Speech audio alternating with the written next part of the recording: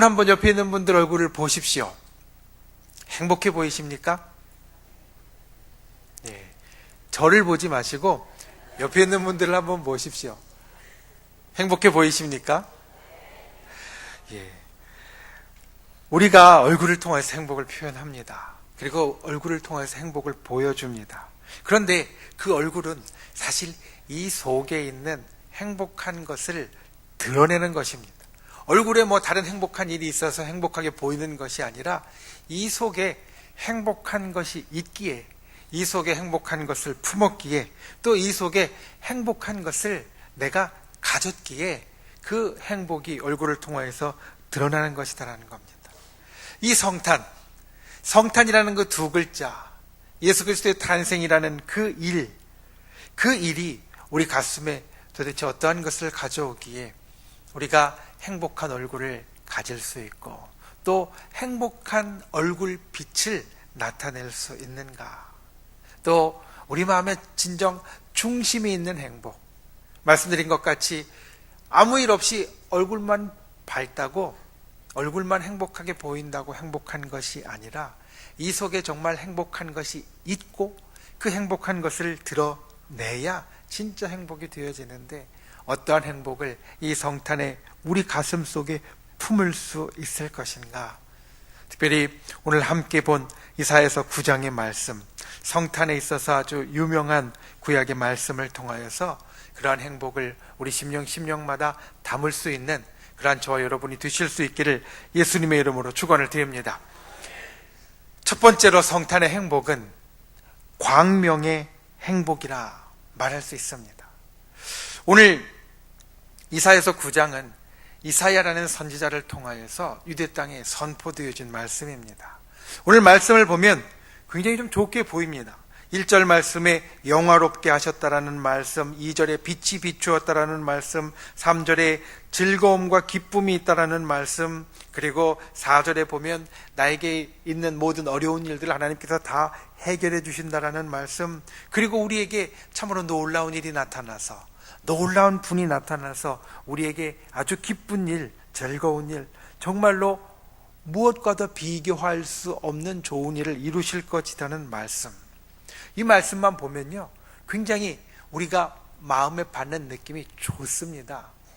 그런데 사실 이 말씀이 선포되어졌던 당시의 상황은 오늘 이 말씀과는 아주 반대되는 상황이었습니다. 오늘 이 말씀이 선포되어진 당시의 유대 땅은요, 오늘날 빛과 어두움으로 이야기하면 아주 어두운 상황이었습니다. 나라가 위태로웠습니다. 주변의 모든 나라들의 굉장히 위협을 받고 있었고, 그 나라들의 가장 큰, 그 나라들 중에서 가장 크게 유대를 위협하는 나라는 당시의 초강대국이었던 아수르라는 나라였습니다. 그 나라가 이 유대 땅을 쳐들어오고 그 유대 땅을 압박하고 나라의 생존이, 나라가 앞으로 계속 있을 수 있을 것인가, 아니면 이 나라가 망하고 아니면 없어질 것인가 라는 것이 정말로 기로에 놓인 것과 같은 절박한 상황 가운데 살았다라는 겁니다. 그러한 절박한 상황 가운데 하나님은 이사야 선지자를 통해서 이들에게 말씀하십니다. 너희에게 앞으로 빛이 있을 것이고, 너희에게 행복이 있을 것이고, 너희에게 기쁨이 있을 것이고, 너희에게 즐거움이 있게 될 것이다.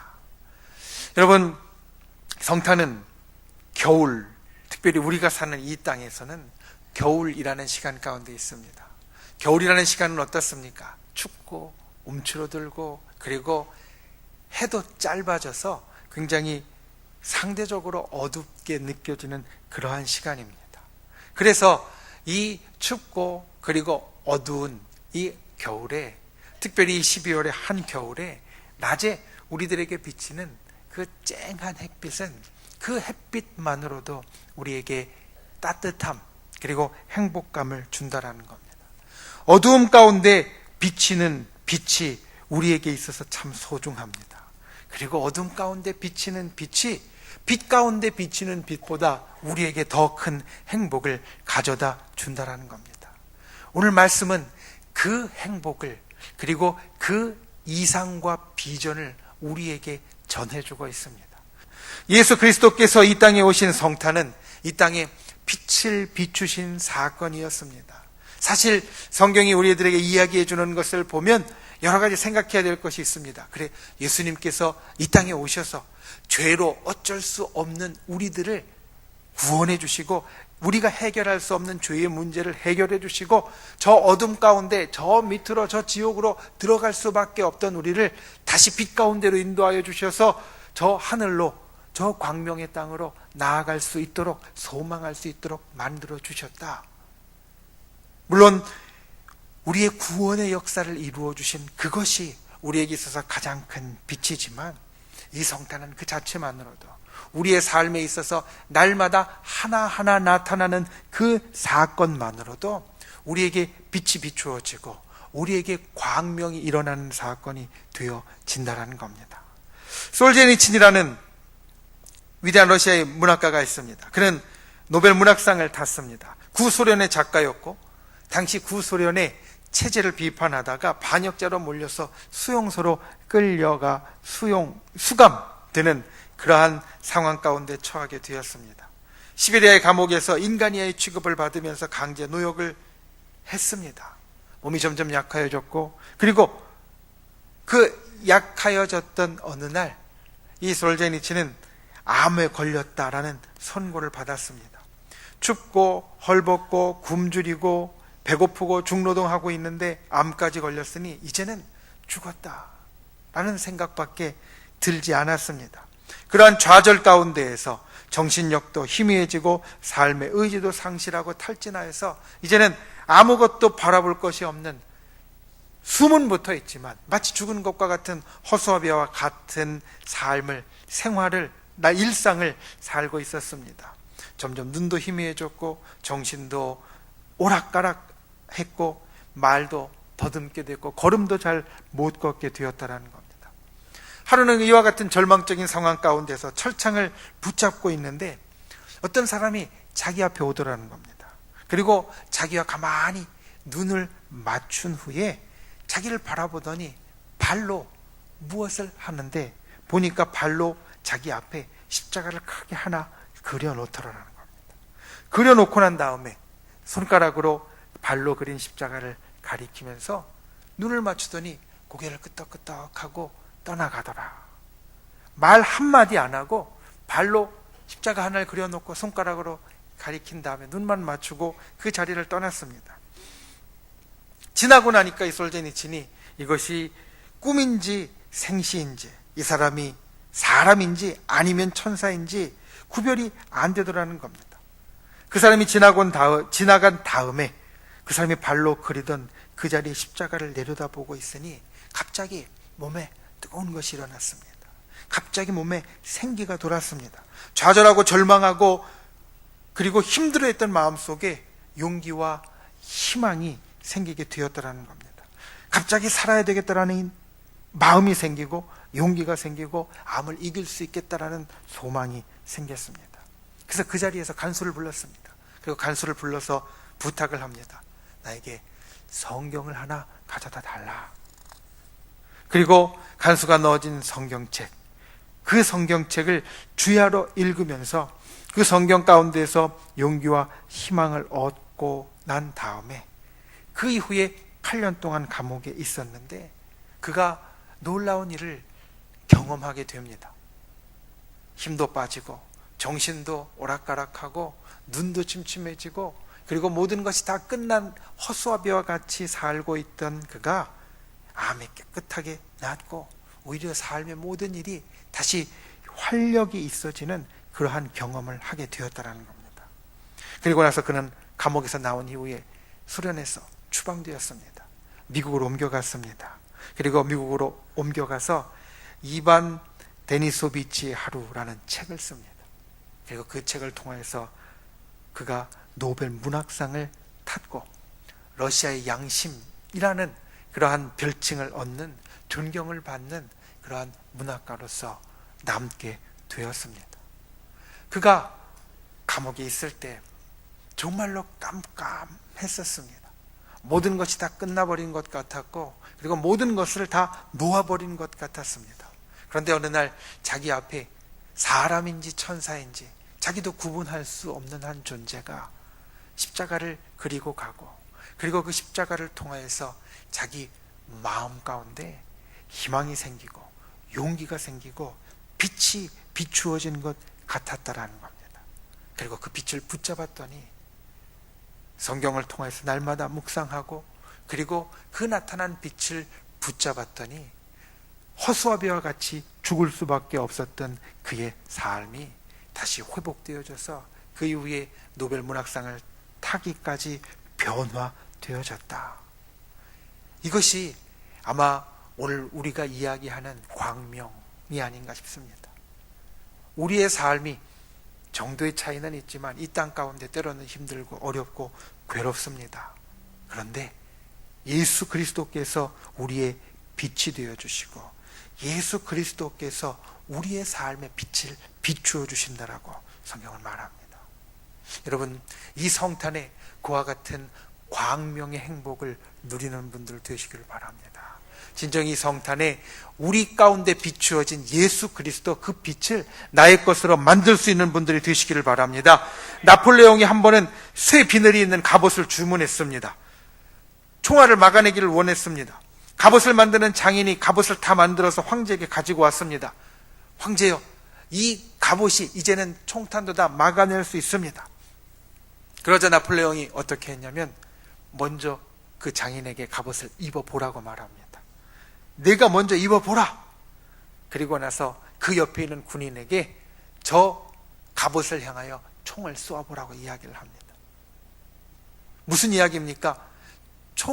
총알을 막는 갑옷을 그 장인이 만들어 왔으니 자기가 먼저 입어서 그 총알을 막아내는 그와 같은 것, 물론 시험을 하고 왔지만 보기 원하고 내가 먼저 그것을 보이라라고 이야기를 했다라는 겁니다. 아무리 좋은 것이 있어도 이 성탄이 우리가 살아가는 이 땅에 광명을 비추어주는 참으로 놀라운 사건이 된다고 할지라도 내가 경험하지 않으면 그 행복은 나의 행복이 아닙니다. 총알을 막아내는 갑옷, 내가 입었을 때 막아내지 않으면 그것은 다른 사람이 입었을 때 아무리 막아낸다고 할지라도 내게 있어서는 총알을 막아내는 갑옷이 될 수 없습니다. 광명의 행복, 우리의 삶에, 우리의 인생에, 우리가 살아가는 모든 일들에 예수 그리스도를 통하여서 빛이 비추어졌는데 그 빛을 느끼는 분들이 되시기를 바랍니다. 그 빛을 경험하는 분들이 되시기를 바랍니다. 그래서 하나님께서 예수 그리스도를 통하여 비추신 그 빛이 나의 빛이 되어지고 그 빛을 통하여서 참 행복할 수 있는 올 성탄절이 되실 수 있기를 예수님의 이름으로 축원을 드립니다. 두 번째 성탄의 행복은 사랑의 행복입니다. 여러분, 우리가 가끔 아는 사람들과 같이 외부에 가서 식사를 할 때가 있습니다. 어떤 식당은 아주 그 식당만의 유명한 요리가 있어서 그것을 먹으러 가는 경우가 있습니다. 그래서 여기에 가면 이 요리만큼은, 이 음식만큼은 맛이 확실해 라고 하면서 기대하고 그 식당에 가서 식사를 합니다. 맛있게 잘 먹을 때가 있습니다. 그런데 어떨 때는 무언가 밖에 나가서 식사를 하고 싶은데 음식 하나가 아니라 여러 가지 괜찮은 것을 먹고 싶을 때가 있습니다. 그럴 땐 어디를 갑니까? 뷔페라는 식당을 갑니다. 뷔페라는 식당을 가서 거기에 차려지는 음식을 먹습니다. 그런데 여러분 한번 생각해 보십시오. 우리가 많은 음식들이 차려져 있는, 그래서 어느 하나가 아니라 내가 먹고 싶은 대부분의 음식들을 다 먹을 수 있는 그 뷔페 식당에 갈 때 도시락을 싸가는 경우가 있습니까? 없을 겁니다. 도시락을 싸가는 경우 모든 음식들이 다 넉넉하게 차려져 있는 뷔페 식당에 가면서 도시락을 싸가는 사람은 뭔가 문제가 있는 사람일 겁니다. 식당에 가면서 숟가락을 가져가는 사람, 젓가락을 가져가는 사람 역시 무언가 문제가 있는 사람일 겁니다. 그런데 하나님 앞에 나아갈 때도 마찬가지입니다. 하나님 앞에 나아오는데 하나님께서 우리 앞에 놀라운 일들을 마련하시고 그리고 그 놀라운 일들로 우리를 부르셨습니다. 예수 그리스도의 성탄은 우리에게 구원의 잔치를 베풀어 놓으시고 저 천국의 잔치를 베풀어 놓으시고 우리를 부르신 것과 같습니다. 그런데 그곳에 오면서 마치 풍성한 음식이 차려져 있는 식당에 가면서 내가 먹을 음식을 가져간다면, 내가 쓸 숟가락이나 젓가락을 가져간다면 그것은 무언가 이상한 것이 될 수밖에 없다라는 겁니다. 성탄은 그와 같은 일이라고 성경 우리들에게 말합니다. 예수 그리스도께서 이 땅에 오셔서 우리에게 생명을 베풀어 주시고 우리에게 복된 일을 펼쳐주시는 귀한 일. 그래서 거저 나와도, 몸만 가지고 나와도 하나님께서 우리를 맞아주시고 하나님께서 우리를 붙잡아 주시고 하나님께서 우리에게 귀하고 좋은 일들을 베풀어 주시는 참으로 귀한 날이 되어진다는 겁니다. 오늘 이사야의 말씀 마찬가지입니다. 아까 말씀드렸듯이 유다의 상황은 굉장히 좋지 않았습니다.